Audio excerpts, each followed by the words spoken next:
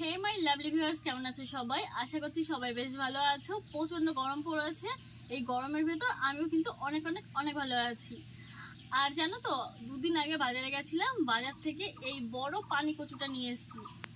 এই কচুটার দাম কিন্তু অনেক বেশি, কিন্তু সেদিন আমি সন্ধ্যাবেলায় বাজারে গেছিলাম, গরমের জন্য দিনের বেলা যাওয়া হয়নি, সন্ধ্যের দিকে গেছিলাম।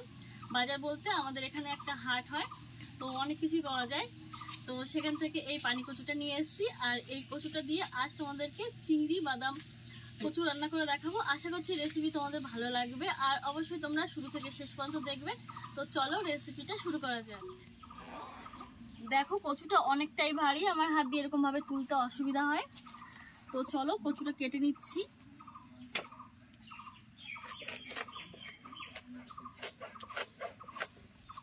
এই বটিতে না একটু ধার নেই।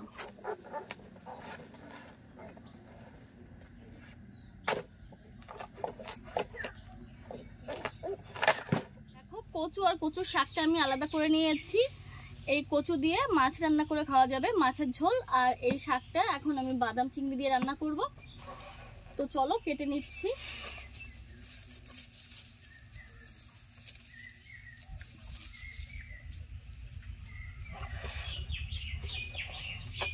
দু তিন দিন আগে নিয়ে এসেছি, তার জন্য শুকিয়ে গেছে।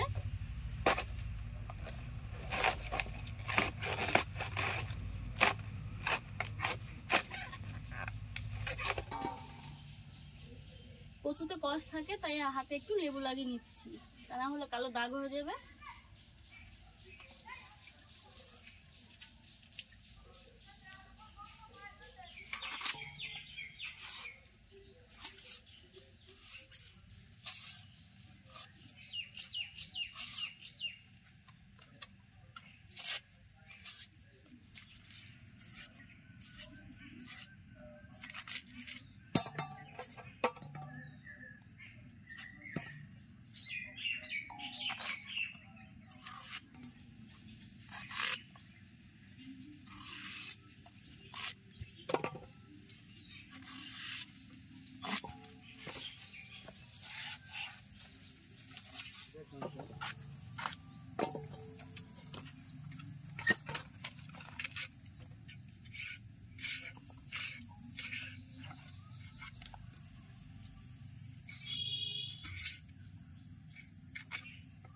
এই দেখো, কচু শাক কেটে নিয়েছি, পুরো এক গামলা হয়েছে।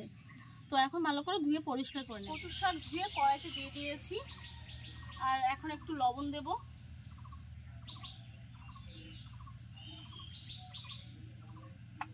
একটু হলুদ গুঁড়ো,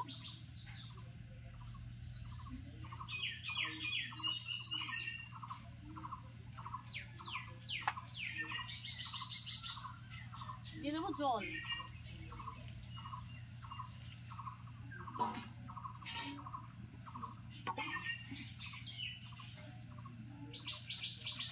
কচু শাকটা সেদ্ধ করে নেব। 10 মিনিট ঢাকা দিয়ে জাল করে নিয়েছি।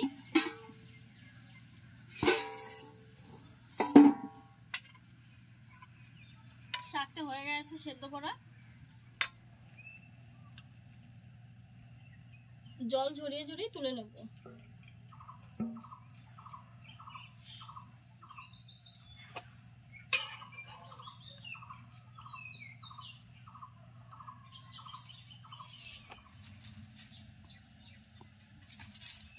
কড়াইটা পাল্টে নিয়েছি, আর দেখো এখানে নিয়েছি অল্প কয়েকটা চিনে বাদাম। এ কটাই ছিল, তোমরা চাইলে একটু বেশি করেও দিতে পারো। তো আমার কাছে যতটা ছিল আমি নিয়ে এসেছি রান্না করার জন্য। আর কড়াই গরম হয়ে গেছে, বাদামগুলো দিয়ে দিচ্ছি।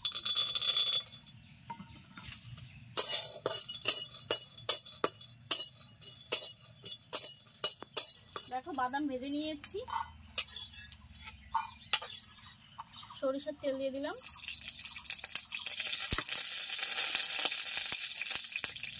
তেল গরম হয়ে গেছে।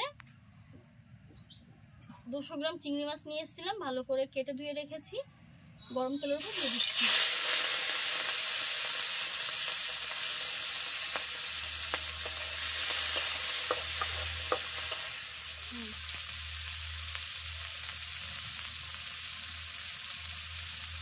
একটু লবণ দিয়ে দিলাম, হলুদ,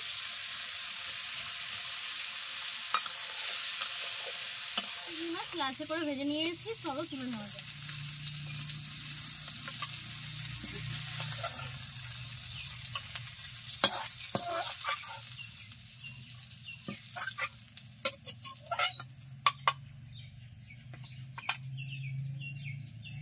আর একটু সরিষার তেল দিয়ে দিলাম।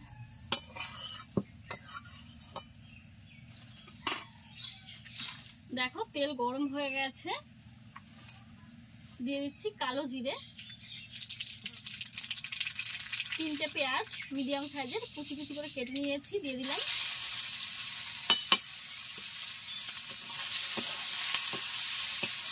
এক মিনিট নেড়ে চেড়ে নেব।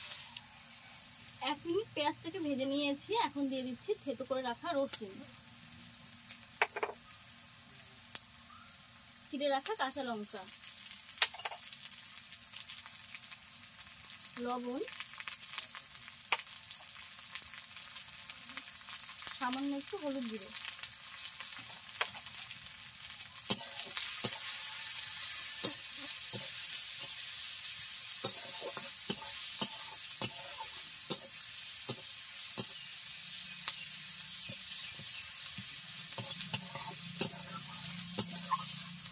রসুনের কাঁচা গন্ধটা চলে গেছে, এখন দিয়ে দিচ্ছি সেদ্ধ করে রাখা কচু শাক।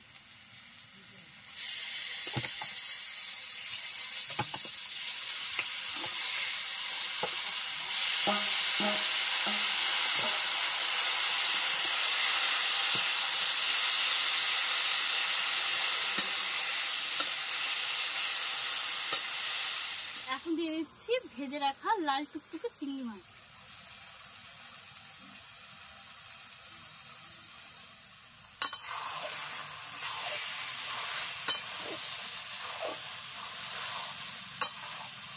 একটু শুকনো লঙ্কার গুঁড়ো,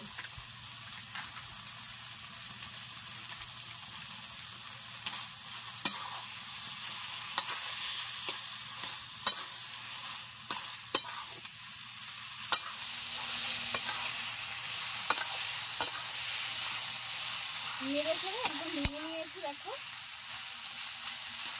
সেদ্ধ করার সময় গলে গেছিল সুন্দর হয়ে।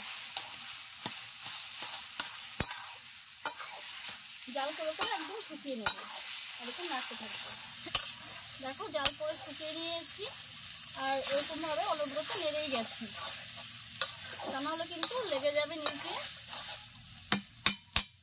এখন দিয়ে দিচ্ছি চিনে বাদাম। বাদামের পরিমাণ খুবই কম, যা ছিল তাই দিয়ে দিলাম।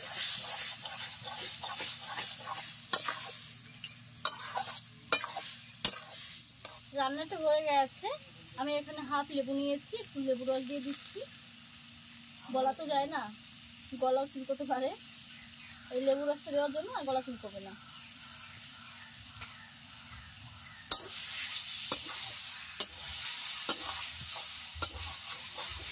রান্না করে নিলাম দারুণ টেস্টি চিংড়ি বাদাম কচু শাক রেসিপি।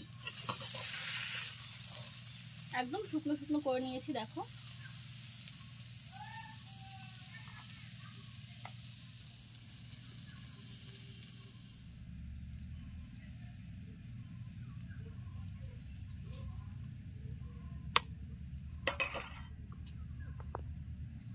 আজকের রেসিপিটা কেমন লাগলো অবশ্যই জানিও। ভালো লাগলে তোমরাও কিন্তু বাড়িতে খেতে পারো এরকম ভাবে রান্না করে।